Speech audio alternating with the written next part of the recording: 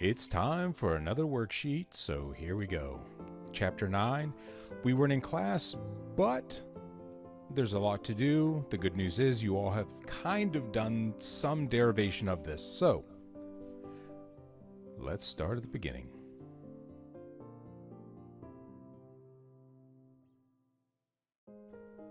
Ensconced Elite Corporation, a major hardware manufacturer, is contemplating selling $8 million worth of 10-year, 13% coupon bonds with a par value of $1,000. Because current market interest rates are greater than 13%, the firm must sell the bonds at $925. Flotation costs are 5% or $50. So what are we looking for? We're looking for the value of borrowing, or interest. So we're going to have to figure out what the I over Y is on this. Now, I'm going to use my handy dandy BA2+. I'm going to turn that on, clear everything out. Second, clear, second, future value. Everything should be emptied out. Now, it's a 10-year. Well, that's unusual. I don't think I've ever seen that before. 10 years, 10N. 13% coupon. 13% of 1,000 is 130, and that is the annual payment. Has a par value or future value of $1,000, so 1,000 FV. Let's see, we have everything except for the present value, because again, we're looking for the I over Y. So what do we have to do? Well, we have to enter in the current value. Now at the bottom it says, because current market rates are greater than 13%, the firm must sell the bonds at $925. That would ordinarily be the present value, but we have those flotation costs to consider. So it's going to be $925 minus that $50, or $875, and I'm going to hit my plus or minus, is my present value. Now I want to compute I over Y, which gives me 15.54%.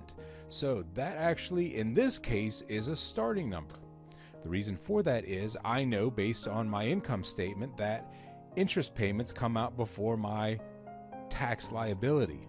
So I actually get to take off that tax rate.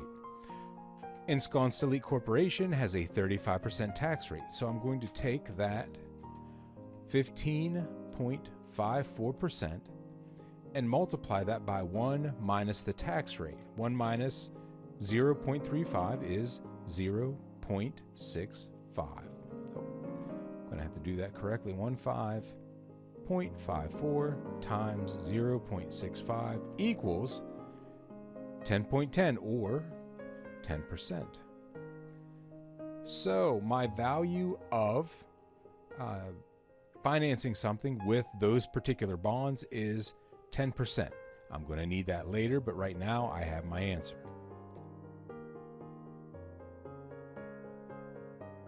Next, Ensconced Elite Corporation is contemplating the release of a 10% preferred stock that's expected to sell for its $175 per share value. The cost of issuing and selling the stock is expected to be $25 per share.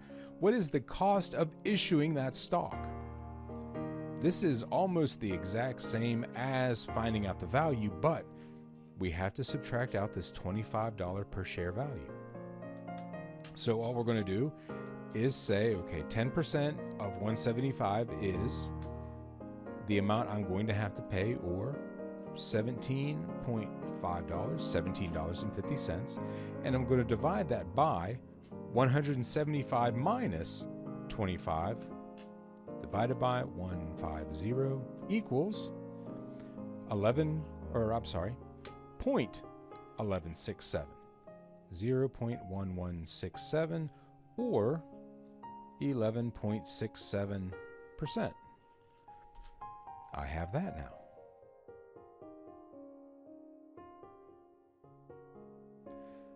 Next thing I want to figure out is I want to know how much the cost of issuing some of the common stock I have in Treasury right now. I'm going to sell that on the open market. Market price is $75 per share, which I'm going to need to know for sure. The firm expects to pay a $9 dividend at the end of the coming year, so that is my D1. and I have a growth rate of 2.5 that I've been paying out steadily in the cost of dividends.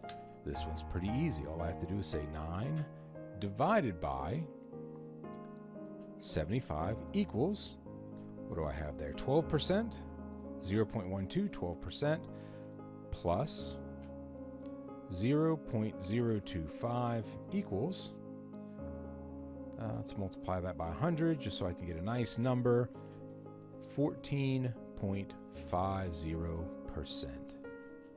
That is my cost of common stock.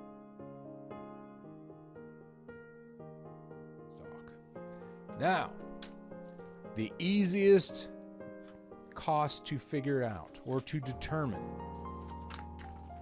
There are two things I can do with that common stock dividend. I can either pay that out to my shareholders, or I can hang on to that as retained earnings and pay that back into the company. Here's the beautiful thing.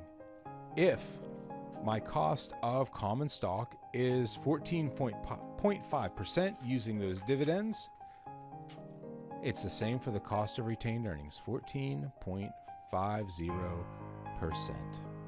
That's it. Whatever the cost of selling common stock on the open market is, it's the same for retained earnings. That is nice and easy.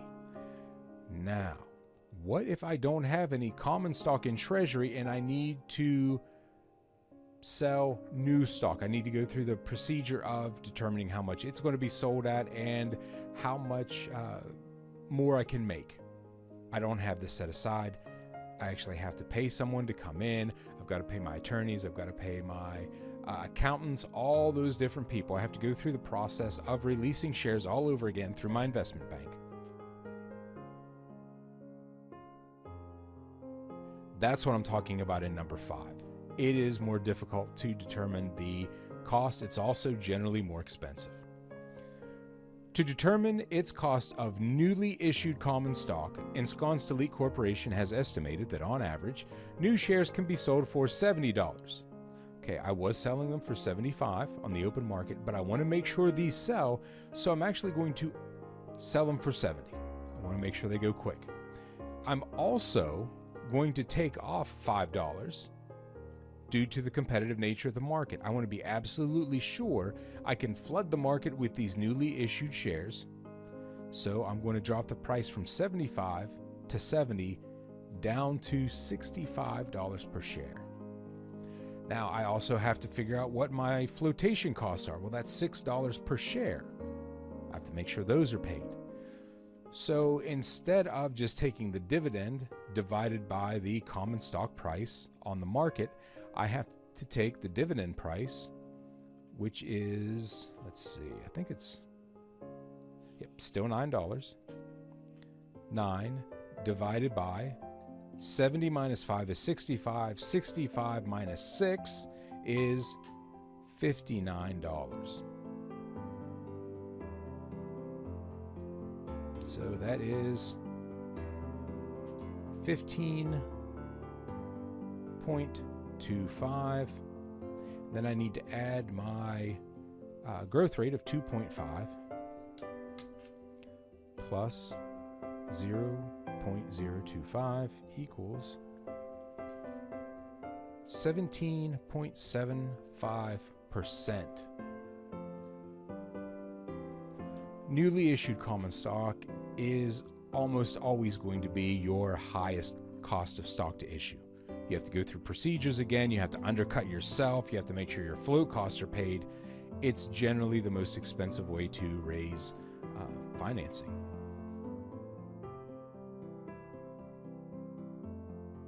Right now, weighted average cost of capital. The way we're going to figure out the weighted costs is we're going to find out how this needs to break down. So we have 35% debt, 10% preferred stock, 30% common stock, 15% retained earnings, and 10% newly issued stock. What I think is the easiest way of doing this is, instead of multiplying a decimal by decimal, I'm just going to go ahead and multiply everything by these percentages as percentages. So instead of writing 35%, in this case, I am going to say 0.35. Next, 0.10, 0.30, 0.15, 0.10. These are going to be times all of the amounts I already determined. So my cost of debt is 10%. I'm going to use whole numbers here, so 10%. That way I don't get confused. Let's see, what am I looking at? Preferred stock. Preferred stock price is 11.67%. My common stock cost is 14.5%, 14.50%. And then I have my retained earnings, which is the same as my common stock, 14.5%. And lastly, the last 10% is going to be at 17.75%. So I'm going to run those all through the calculator, and that's going to give me 3.5.